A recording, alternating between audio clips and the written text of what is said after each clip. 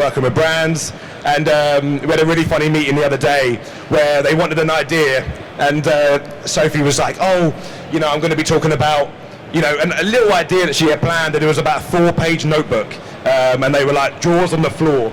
Obviously, Shan's going to be talking a little bit about TikTok and building a community off of TikTok onto Twitch, and sit with your lovely little, TikTok kind of knowledge and the algorithm and stuff like that. And then we've got Stallion, who's going to be talking about content creation and kind of obviously just become a lecturer at the Northampton University. So I'm going to start up first with asking general questions for each person. And first up is Sophie. When you sit down to plan your week, your day, how do you plan your content creation? How do you sit down and say, I'm going to do this today or that tomorrow? How do you do it? I'm supposed to have a plan. You've been winging it this entire time.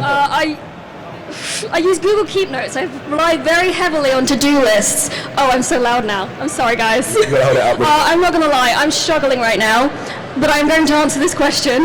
How do I plan things? I'm a project manager. That's my day job. So I actually do a lot of planning, and I rely heavily on planning tools, including Google Keep Notes and stuff like that. My Google Calendar controls my life, and I pretty much put all my deadlines in there and stuff like that. And every time I sit down to record a video or plan a stream, it's just like I will do everything in one go because I have no time in the world. Fair enough. Shan, Google Calendar, or is it something else, or is it completely just winging it? Yeah, I literally never plan anything. I aim to do like a certain amount of like TikToks and stuff a day, but I never really plan anything. Fair enough. Love the honesty. What about yourself, Stallion? Yeah, I think my phone pretty much controls my life in terms of planning, which is similar to what Sophie said. So, you know, the day-to-day and setting alarms for different posts and different things that I'm going to be doing every day, just making sure that I've got structure, because if I don't, I'll end up just forgetting things left, right and centre. So all through my phone. So Google Calendar helps me out a lot on that one. I think I'm quite far behind. I use just the notes on the iPhone. Sticky notes are good as well, though. Yeah. Sticky notes, yeah. I just use notes on my iPhone, then I lose it, and it's gone forever. Okay, cool. So, and then also, so the next one will be, what is a success story, like a company you work with or something you wanted to achieve? Is there anything that sticks out to you at the forefront of your mind? Sorry, can you repeat it? So in terms of like a success with like like an org that you work with or a brand that you work with or something that you're really happy about that you achieved. Is that clearer? I was really happy when I got invited onto the Siege Champions program because I play a lot of Rainbow Six Siege, best game, Siege Champs. And it's basically just community leaders, people that they think represent the game really well, and we get loads of opportunities for it. I've met some really lovely people, and also Mav. And yeah. That was an afterthought. Yeah, I think that's probably like the highlight of my entire life. And for yourself? So mine's probably Razer. I really wanted to work with them from when I had like 100 followers. I'd always wear their headset in every video. I was like, oh, I really want like a Razer sponsor or something. And then I've ended up working with them, which is amazing. Like I never ever thought I would be able to, so. Yeah, it's always good when you like get any, I don't know, obviously you've all had this feeling, and I'm sure a lot of people have, is when you get like an email reply back and you're like, that's exactly what I wanted. Yeah. And it doesn't matter what day is happening in your day, if you get that email reply, you're like, this is what I want. Yeah. And then for yourself, Stallion? Yeah, so similar to Shan's, mine's with Asus, who are here today. I did a lot of freelance work with Asus on different like graphics cards and projects. And one day I just shot my shot and said, look, we work together really well. How about we, actually go into some sort of partnership? And because I shot that shot, here I am today, streaming with them and part of the Asus team. So, no shot is ever too small to go for. So, yeah, it's definitely that. Yeah. I was a few years ago. I had about 40 Twitter followers, and I reached out to Insomnia back in 2019, and I was able to secure a floor area for a 3-build Reliant Robin. And that's kind of like my success, and having 40 Twitter followers, I don't know why they agreed to it, but I mean it works, so you can't really fight that. When did you know, Sophie, like that content creation was your passion? How did you know it was like, this is what I want to do, or did you just fall into it at some point? It's not really what I do. I love content creation, but you can tell that I'm very passionate about it because I don't have any time, and I still manage to find the time to do it because it's so much fun. I mean, also the ADHD superpowers help, but I forgot the question. The question was like, how did you know this was your passion? Like, what are you most passionate about when it comes to it? That's a good question. I don't know when I just knew. I just like kind of started doing it, and I was like, you know what, I quite like this, and I kept going, and I've not stopped. So that's good. You were halfway down, like, I think I should keep going with this. Yeah. I literally, I just kind of like fell into it because everyone I knew were creators. Like, I want to give that a go, and now I'm doing it. It's great. You know, exactly. How about yourself, Shan? I think I've always kind of done it. Like, I remember being in the park when I was like 8 and filming videos of my sister, like just doing dumb stuff, and I don't know, I feel like I've always been leaning towards doing it, like so it just kind of happened. So you just kind of now, right? Stallion, about yourself.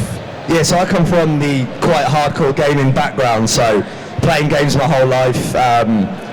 But, you know, watching Twitch since before it was even Twitch, and watching, you know, the rise of MLG and competitive and stuff, and just thought, oh, you know, that would be cool to do one day. And then a friend of mine a few years ago convinced me to start doing it with the typical potato PC stories and, you know, black screen on every game that you play and whatnot. And yeah, I just kind of just fell in love with it, and getting your name out there and doing something that you really enjoy, especially with today, with technology being the way that it is, and self-employment being more possible than probably ever before. Just fell at the right place at the right time, and just loved it so much I ended up leaving my full-time job and then pursuing it. So yeah, never looked back since. Yeah, it's fun, and I'll talk about this in a second about people in esports that feel like they need content creation on the side to like get their name out there and get recognised. Okay, so when did you, obviously I know this isn't your like main, you obviously you've got your project manager on this, you know, the other half of your life. How did you know that you was going to dedicate a lot of time to it? I assume what you said earlier, it's you kind of just make time. Yeah, basically. Yeah, okay. No, but it's I just have a really strong work ethic. I think I'm like always, like everyone that knows me here knows that I'm like basically always work. I see nods. I'm always working. I'm always doing like the most that I can do because I just have a lot of passion for it. Less passionate about project management because how passionate can you be about Microsoft project? But yeah, well, true. Yeah, I can't argue with that because I could not like manage any project. I would not put myself through that. How about yourself, Shan? How did you how did you know and how did you get into the what's it called? Like, what inspired you to kind of get into it, and how do you kind of devote your time to doing it during the daily basis? Like, how do you work out like you were going to go from whatever you were doing before, or you were going to do this full time? Like, when did you know specifically? So I was in uni, like studying full time. I had a part-time job as well, and I started just grinding like TikTok. I kind of was looking for an excuse to leave uni, low-key, and I was like, oh, TikTok's like this new thing, like it's blowing up, so I just kind of jumped on it, and then I ended up getting to like 100k, which is a bit crazy, and I dropped out of uni to do TikTok at 100k. And what are you doing that now? I started like just doing it full time so that I didn't have to go back to uni. Okay. And how long ago was that you decided to go full time? Last May, so like a year ago nearly. And then whereabouts are you now on TikTok? Like, what kind of number range are you around? Like you were at 100k last May, right? Yeah, and now I'm on 1.9 million, which is insane. Yeah, way more than I have anyway. Stan, how about yourself? How did you know that this was what you know, full time, I'm going to go now? Yeah, man, so I came from like the long haul hospitality industry, so, you know, 60, 70 hours a week for whatever, you know, wage it was back then, being shouted out by managers who didn't particularly respect, even if you had a hard working ethic, you never felt like you were getting what you could get out of it. And, you know, then I started obviously streaming myself, and, you know, within 8 months through, you know, hard work on Twitch, social media, I just started making a name for myself. Got myself to a point where I was doing like half the hours on that than what I was to when I was at work. I'd want to get home every day and just stream, you know, create that content. And I was just like, I'm starting to earn more money from this than what I'm doing in a job, double the hours, and something that I'm a lot more happier in. So I was like, why am I wasting my time doing this section of my life when I could just be devoting to all of this part as well? So one day I just tried it. I thought I'll try it for a month, see how it goes, saw the results, and 4 years later, here we are. So I always think it must be weird going to work knowing that you're earning, you know, like your time, your time is worth more, not. Yeah, that trial month was make or break to see what it'd be like as a full-time creator. I saw the difference and went, I'm quitting my job. That's it. So, okay, and then do you have any advice on bridging the gap between, obviously, you're obviously doing your project management stuff as well. Do you have any advice on bridging the gap between it being a hobby and it being a career? Like, is there any that you would suggest that, maybe don't do it until, this point? Kind of. Always treat it like a career. For the longest time, I kept telling people, oh yeah, I just stream as a hobby, I do this, I do that. No, it's a job. I have 2 jobs. They're very demanding, but I have 2 jobs. So just treat it like a career, treat it professional. If you have a day job, or if you have any experience doing anything, bring that experience into what you do. A lot of the stuff that I offer to brands and why they keep working with me is the little extra bells and whistles that I do because of my main job. I'll make them content proposal decks, I'll make analytics decks. I love a PowerPoint, and just bring those skills in and talk to other creators and see what they do or what they are not doing and tell them to do it, because it benefits all of us if we're all better professionals. So yeah, treat it like a job. And I will say, I was going to I really love the stuff that you do for brands, like post-brand work, which we'll talk about. This video is going to be uploaded later on after the show. In the description there's going to be, if you're okay with it, some links to some stuff that you've done, if you're happy to share it. Oh, absolutely. I've also got, it's sneak peek, not out yet, spoilers. I'm putting together a creator guide. It's going to be absolutely free, and it's just going to have, here is the literal email that I send to people, here is how I find the right person to speak to, here are the decks that I make, here are examples, here's what you should have, stuff like that, because I just really like helping people. Makes you feel valued. But yeah, a creator guide will definitely be up there on things that people are going to want to check out, especially from someone like yourself. As I said, your post-brand work, we've worked on a few things together, and I always send it over as quick as possible, because if I see what she's done, I'm blown out the water, and I just feel like I've embarrassed myself. But for yourself, and we'll recap the question, any advice on bridging between, obviously you went from school to dropping out, but would you advise anyone in bridging the gap? As I think you nailed it in the head, is always treat it as a career, going ahead whether it's a hobby or not. But is there anything that you would suggest in basically turning it from a hobby to a career and then bridging that gap between them? The thing I did because I started it as a hobby, low-key, and then it kind of changed into this is an opportunity, so I changed my mindset. I started looking into analytics, target audiences, and I think that's the difference between it being a job and a hobby. When it's a hobby, you don't really care it's fun, but yeah, as long as you're having fun, right, and you can turn it into whatever you want it to be, whether it's a hobby or a full-time thing. And I know some people that just want to do it as a hobby, and that's fine. They don't want to go full-time. How about yourself, Stallion? Yeah, I think it depends on where you're at in your life and what your life circumstances are as well. So obviously you've got kids these days. I mean, who doesn't want to be an influencer these days? Whether it's through gaming, whether it's through if they want to be on TikTok, or people want to create content because it's a lot more accessible now. So that versus, let's say, somebody who's got a mortgage and 2 kids, financially they're two very different positions. So firstly, obviously financially you're going to have to weigh the pros and cons and see what works best for you. But I think always having a plan B before you secure plan A is really important. To say, if I do this for a year or half a year, if it goes wrong, then what? If you quit plan A and then plan B doesn't work, then what? It's always that then what? But then obviously work so hard in plan A that you'll never have to go back to plan B. So for me it was always making sure I went to university. I got my degree, even though I wasn't necessarily so academic. I wanted to make sure I had that, so that I can go wherever I want in my life, and if I need to drop back on something, I could. Yeah, I think it's really important knowing when's the line. As you said, when you quit your job, I'm going to give it a month.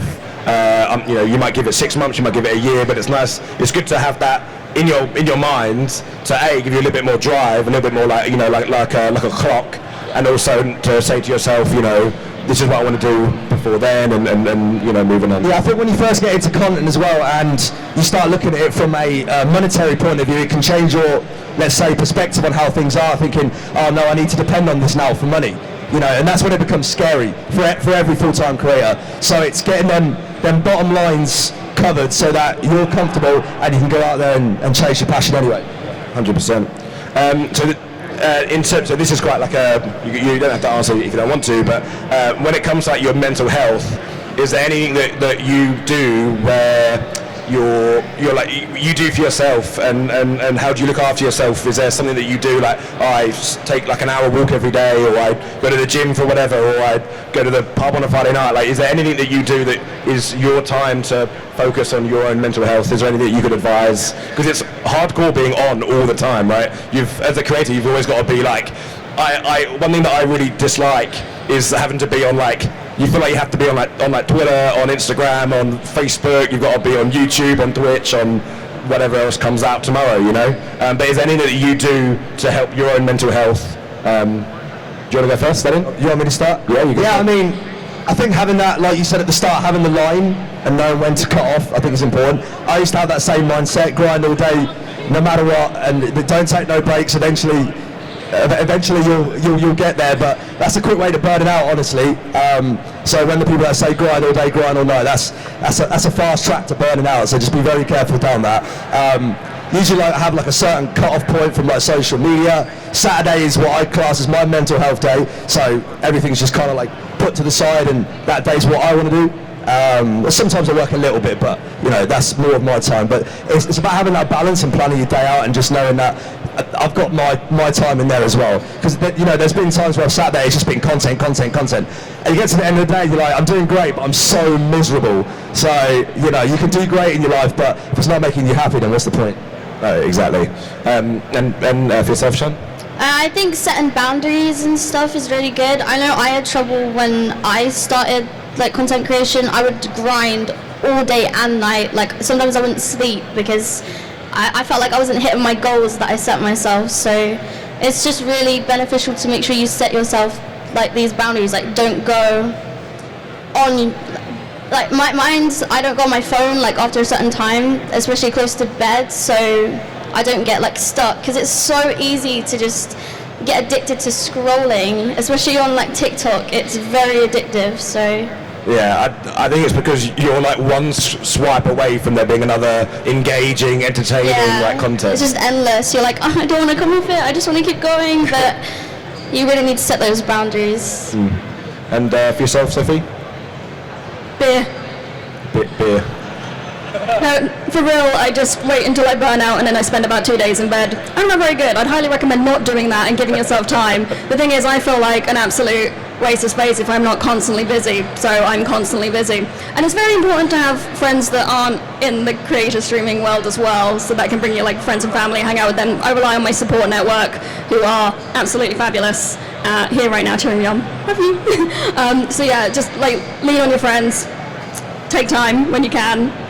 This is advice I don't take. I was going to say, yeah, you were like, kind of like saying it, but you were like, wait a minute, that sounds like a really good idea. Do as I say, not as I do. Exactly, yeah. Yeah, I think having like people outside of streaming and outside of content creation, because obviously if you're into content creation every day, making content, doing all that, and then you go out with someone to go to the pub or go for a run or go to the gym, whatever, and then talk more about content, you're not getting that break. One thing I started doing over the past month is waking up at the same time and then not touching your phone for like an hour, and it took me a little like couple of days to get into it, but when you wake up you realise how motivated you can be in that first hour of getting so much done. And I felt like I'd like wake up and just, like as you were saying, like phantom scroll, just not really like take anything in, but just scrolling for the hell of it, you know. So yeah. And then I'm going to move on to more like individual questions now. So I'm going to start with Stallion. Do you think, obviously you're now a lecturer in esports, do you think players and esports players that want to get into like, you know, the games and stuff, do they need content creation as like a funnel, as like to show who they are and represent what they're about? Yeah, so this is something I actually did a lecture on not too long ago. For those who don't know, I just started working at a university in Northampton doing esports, and they bring me on as an associate lecturer just to kind of give sort of real life feedback to someone who's, let's say, doing it now. And something I said to the students is, I feel like esports and especially streaming now that it's blown up, it's more interlinked than ever before. You know, previously you had your pro players and you had your content creators, and there was always that kind of like that line. Whereas I feel like now you can be a pro player and create content, and vice versa. So I mean, firstly for revenue straight away, you know, if you're a pro player and you've got games that are as dynamic as, you know, your Call of Duties, your Halos, Battlefields, whatever it is that you're competing in, you don't know if the next title that comes out is going to be valid or if it's even going to do well. And if it doesn't, then what? You know, you built your whole brand on being a pro player in Call of Duty. The next game doesn't do too hot, or there's no competitive tournaments, where are you going to turn to? Whereas if you're a content creator at the same time, these people are then, they're following you for you, as well as the game that you're playing. So I feel like they're definitely more interlinked than ever before, and with how big streaming is, I don't think there's really any excuse to not be doing that. Especially if you're playing at the top level, you've got clips to show off anyway, so you're doing all the hard work for yourself. Just recycle that and get your name out there as a personality as well. Yeah, I think I think it helps to build your brand up, and then as you said, like I think we saw a lot of it with the last Call of Duty. Was a lot of people don't want to play I can't imagine having my career on one game and then the game comes out and it just doesn't look great at all, and then you're like, oh, I've got to do this for a year or whatever. Okay, interesting. Shan, so the TikTok, the algorithm, obviously no one knows how it works. It's the whole point of an algorithm. The same with YouTube. Like, everyone's always like, how does the algorithm work? Like the entire idea of it is that it changes every single time. So, but how do you deal with such an, like, I think TikTok out of all of them is the most changing algorithm. Like, how do you handle and how do you deal with the content changing? Do you play into that when you make the content, or do you just make the content and see if it sticks? I definitely like do a little bit of research. Like I go onto other big creators' profiles, especially if my views drop. I then go see what everyone else is doing, see what they're doing differently. A lot of the time TikTok is so fast paced, so you do have to keep up, and the best way to do that is just constantly go on the app. Like it's as simple as it sounds. Actually go on there, use it, see what's going on, see what people are doing. Yeah. Well, yeah, I think seeing what other people are doing and like incorporating that is literally like the bread and butter of TikTok, right? It's seeing what others are doing and finding a way to put your own brand spin on it and yeah, you'll notice most of the big creators do like similar stuff in their like niches together. Like they do talk to each other and tell each other like what they're doing. So the best thing to do is just do your research, look at what other people are doing. Okay, cool. And then, Sophie, obviously I don't think there's a company that you don't or have not worked with recently, but how do you reach out to a brand say for example you have no connections with that brand and you want to work with them? What would be your advice to reaching out? Is it literally just finding the email, or is it the Twitter, or is it, you know? Literally that. Also, most of my contacts even I've built up just from going to events like this. Like if any of you are creators, I know some of you are, don't waste this opportunity. Go and meet people, go and be friendly with them, treat them like friends. That's really what all networking is. Just make sure you have like a common connection. Go and speak to people, get their email addresses, get their Twitter, exchange things. The past 2 years has been very difficult because obviously no Insomnia, no events, nothing like that. So, but I still managed to keep making contacts and stuff by just like who I know, and like something I did recently is I pulled together a list of TikTok creators who are focused on gaming within the UK. We don't have like a resource to do that. It's really hard to find TikTok creators, so I was like, I'm going to make it easy. I made a list because I love my passion projects and I have no time, but I did it anyway. I made a list of TikTok creators. I put in like all their email addresses, their like links to everything they do and what they focus on, and I had so many brands like thanking me for it, new people following me like, can I get that list, and it helped a lot of my friends get brand deals and stuff like that. So just doing things like that for the community, as well as like you can find people really easily on Twitter. They normally have their professional email in there. Just send them an email. The worst they can do is say no. Like that, there's nothing wrong with being rejected. It doesn't happen to me often, but like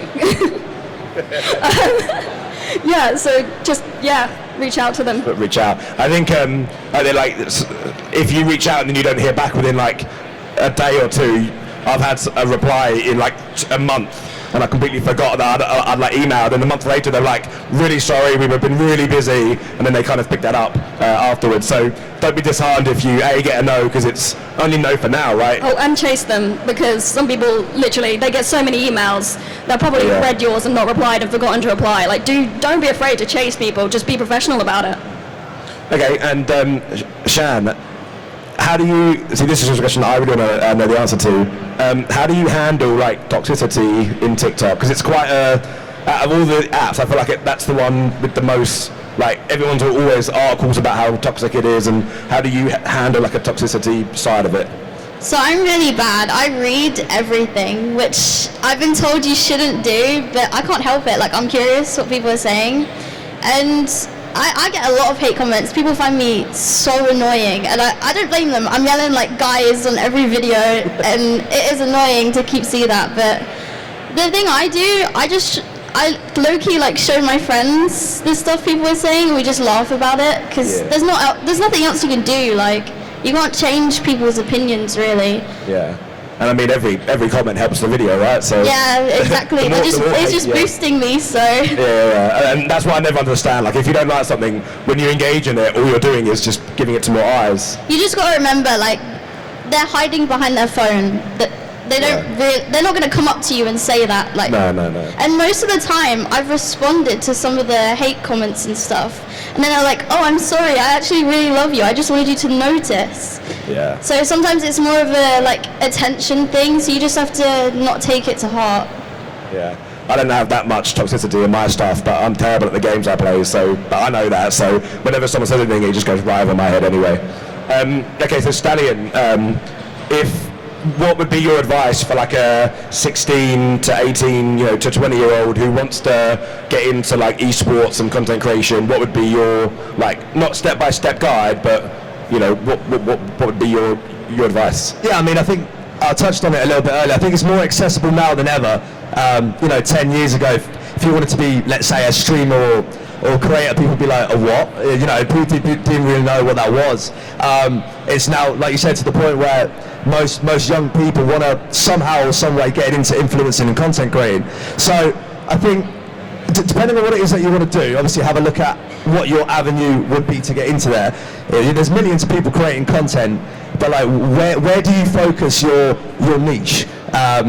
And that doesn't really get discussed about a lot. I feel if you focus on a niche and get people to know you about something, I think Shan is the perfect example of that from TikTok. She's recognised because of the way she does her videos and how she portrays herself, and she blew up because of it. So if you're a young person and you're aspiring as a content creator or someone who wants to get into that, what's your niche? What is it that you want to bring to the table that you know that nobody can copy you with, or that you'll bring differently to someone else? So yeah, and I think with it being more accessible than ever, just don't be scared to shoot your shot. And Sophie, you spoke about that as well. Just attack the brands, just go out there, get your name out there, and don't be scared to be you. So and if you get hate comments on that, then well, it pushes your video out there further anyway. So yeah.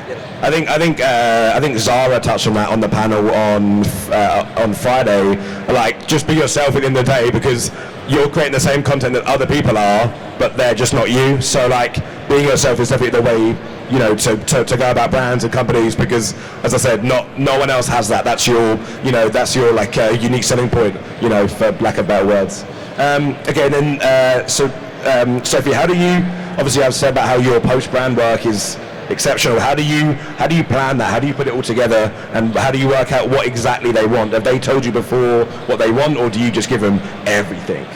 Usually the deliverables are in the contract. Yeah. So I do that. Yeah. No, but I tend to offer like as much information that I think is important. Make sure I make it easy for them. Provide them with the links. Give them all the stuff that they've already asked for. If they haven't actually asked you for stuff, like something that I've got really good feedback on is just sending some stats over to companies when they haven't even asked me to do something. Like, oh, I made this, like for Ghostwire Tokyo, for example, I just sent my friend over at Bethesda, hey, I made a video about it and it got this many views, here's the stats and stuff, and they get really happy about that. So start doing that kind of thing, even if you're not getting paid to do it. Yeah. Obviously the pay helps, but yeah, and also you're giving them, you're giving them more analytics, so their job isn't as difficult to chase your numbers up, and then obviously you'll then literally making it easy for them, and they're always interested in seeing that people are talking about their game or talking about their product and stuff like that. Like, they love seeing that. Yeah, and obviously, like, we know our communities, so if you can broadcast what their thoughts are to the actual brands and companies, then that's probably like on the ground knowledge, as apart from someone just telling them what they think. Okay, so we're going to just round up. I've got one last question for all of you. What's one tip or one part of advice that you would give to yourself if you was to start all over again without the knowledge, if you could have one tip and one bit of advice, what would it be? And whoever can go first. My advice would be, don't agree to a panel the night after you go to a party with an open bar. To be fair, yeah. As soon as they're like, oh, we're going to have like a creator social, it was like, awesome. And then it was like, oh, it's going to be on the Saturday night. I was like, not the Friday? Learn some self-control. Yeah, all that, but that's not as fun, right? How about yourself? What would be your tip or advice to pass you? I tell myself I sound like Peppa Pig, so I can blow up sooner. I was gonna try and slip in a Peppa Pig reference, but in the questions, but I don't want to put you on the spot. Sorry. But it's good that you like leaned into that on TikTok, because I feel like every time it was mentioned, it would just obviously skyrocketed and caused discussion and stuff like that. And that's what you have to do. Like, if something is getting you views, clout, like, you got to run with it. Yeah. And for yourself, Stallion? I don't really know how to answer this question after the last two. You can either go. I don't know whether it's going like really serious, or I got drunk on the first night and then screwed myself up for last night, so mine isn't as fun, I guess. But yeah. I guess it's like, regardless of how long you've been making content for, like, even if I've been doing this 2 years and I haven't blown up yet, that doesn't mean that you won't blow up in the next half a year. So if you're doing something and it's potentially not working out, that doesn't mean it won't work out in a year's time, or maybe just switch something small up that it could then make it work out, or try a different avenue or something like that. So if you enjoy it, just don't give up. Simple as that. Yeah, I'm friends with someone that was sitting around like 10 to 15 concurrent viewers, and within 2 weeks was all the way up to 4,000, working with brands like HyperX, and seeing that line, and then it just skyrockets up. You have no idea when that day for you is going to be. As you said, you just got to keep at it at one time. If you've got the dedication, you can definitely do it. Do we have time for Q&A? Yeah. Does anyone have any questions?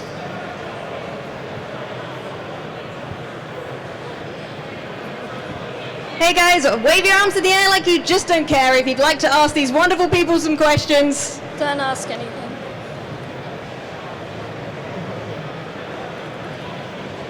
Hi, so I've got two questions if possible. First one's for Shan, and then the second one's across the board. So with what Stallion was talking about with the niche, do you feel like you want to outgrow that Peppa Pig side and go on to more different things, or are you quite happy embracing it throughout your creator career? And then the second one is just who would you love to collab with if you had the option of collabing with anyone?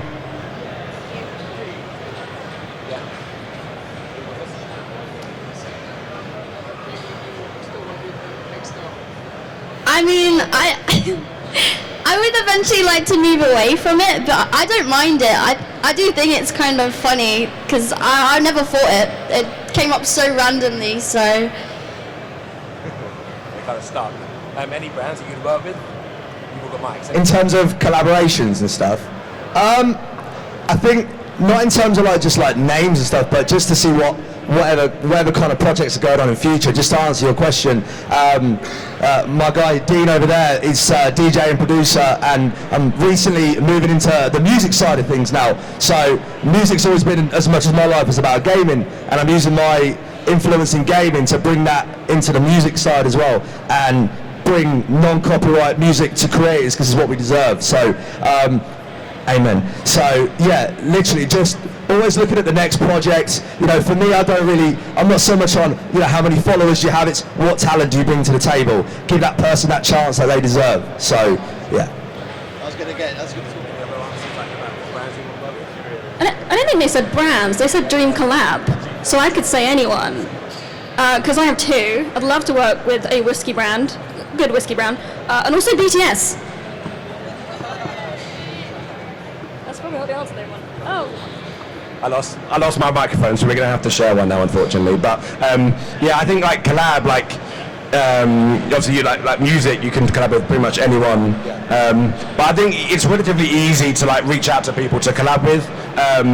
I think obviously no one owes you to play with you. Like they don't owe you a game, for example. But I feel like you can reach out to most people and say, do you want to run some games? And it kind of just is organic that way, as opposed to just being like, I want to play with this person, I want to play with that person. But yeah, I'm gonna touch on that.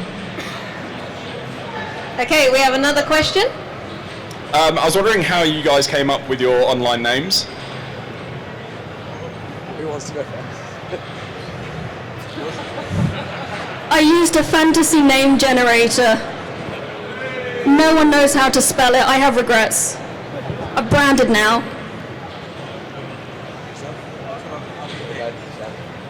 I mean, my online name's ThePizzaWaffle, and I like pizza and waffles. So I mean, it's better than mine. I just...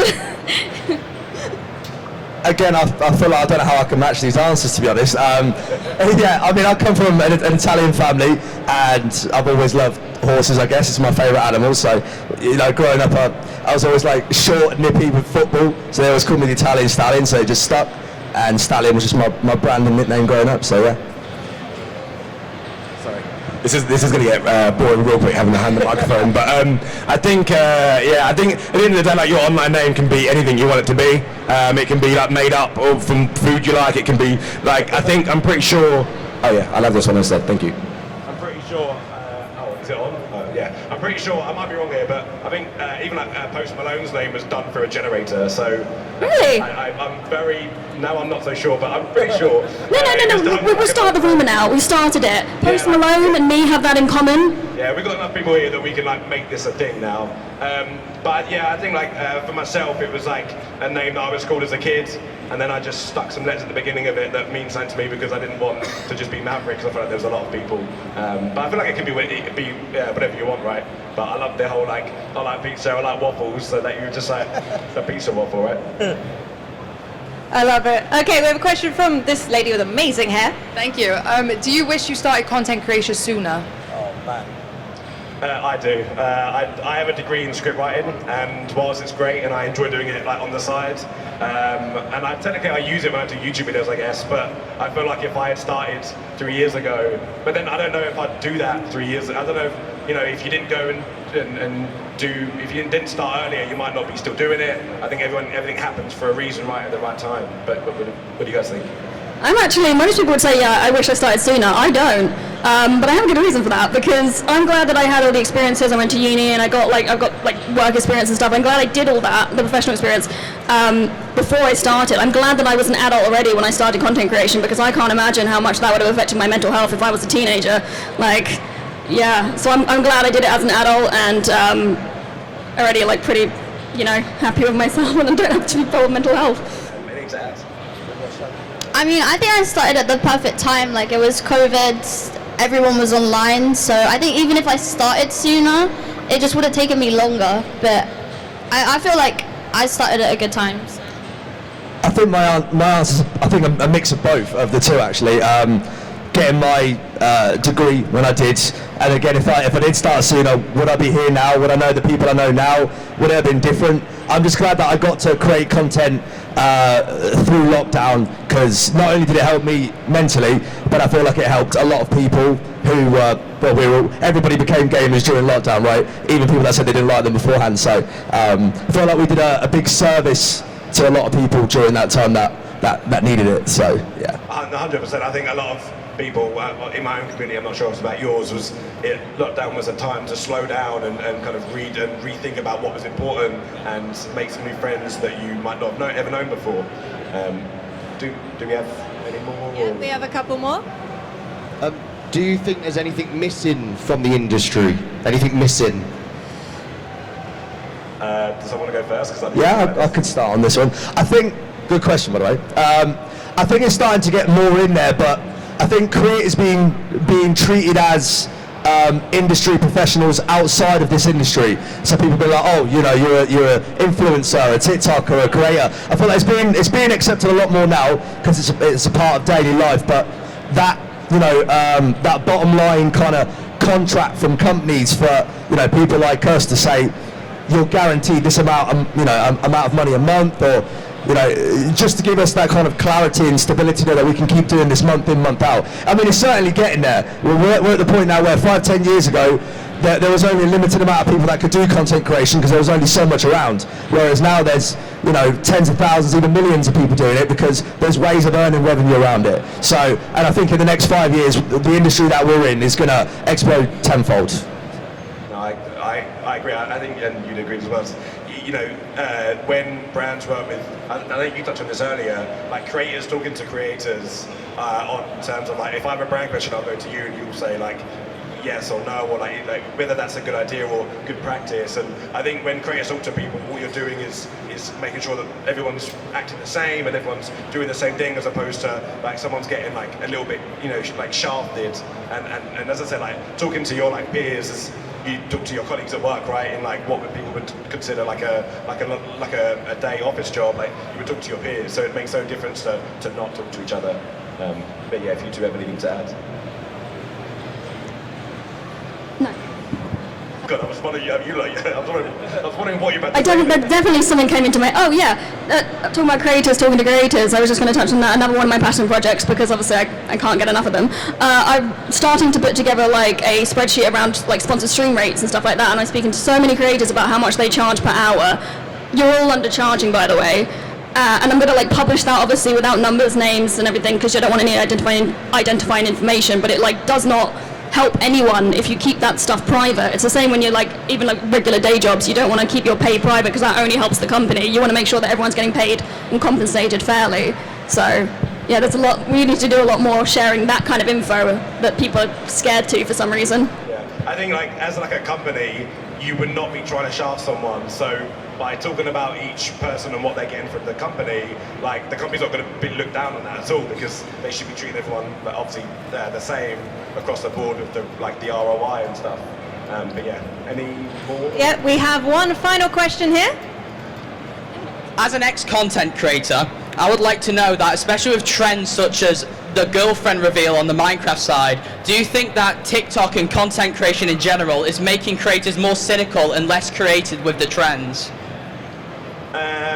I'll touch on this. I think if you like, just quickly, if you go on YouTube and stuff like that, almost every thumbnail is the same, the videos are the same, and you'll get to a point where there's so many creators doing so many different things that when something new comes out and something new starts, and you know, like a new trend, like TikTok is obviously one trend happens and everyone does the trend in like a different way, that they put their own spin on it. I feel like creativity is just down to what you can come up with, but most things have been done to a degree. It's just you've got to put your own personal experience from your life and put that into your content. I hope that answers it in some way, but I don't know if you have anything to add. I don't really know how to answer that one. I think that there are no new ideas, and sometimes you actually get shafted if you do try and be creative, so it's just like everyone's copying each other. Yeah, if you try and do something new and it's not very good, you're going to hear a lot worse than if you copy what someone's done but put your own spin on it. But still do the new thing. Yeah, but just be prepared that it's going to be received a bit differently than you would probably hope so. Yeah, I mean, with what I touched on with the music thing, it's not so much on the gaming side, but what we're trying to do is provide a service with an issue that I've had personally on stream for about 4 years, in that trying to find non-copyright music that I actually like is a nightmare, because one, is it copyright? If it is, which it usually is for the genres I enjoy. 2, how do I do it without spending a lot of money? 3, if I can use it on stream, can I then put it on social media? Is it going to get striked? Is it going to get taken down? So I'm like, you know, I'm sick of all this. I'm going to fix this myself. And that's exactly why it's like, based on that question, is maybe even trying to find a problem and go in and use your own content, your passion to solve that problem. So I would say on the most part, yeah, a lot of people follow trends because it's easy ways to get views. But you know, if there's other things that you are passionate about and you want to do as like side projects and stuff, don't be scared to chase them, because it could be the next big thing. Anything, Shan, or anything to add to it? Or you good? No, I just say so. Thank you for listening. We're going to hand over the kind of tavern over there for about 5-10 minutes. So if any of you have any questions, I know that a couple of you wanted to ask questions, but we didn't get around to you. Just come join us over there.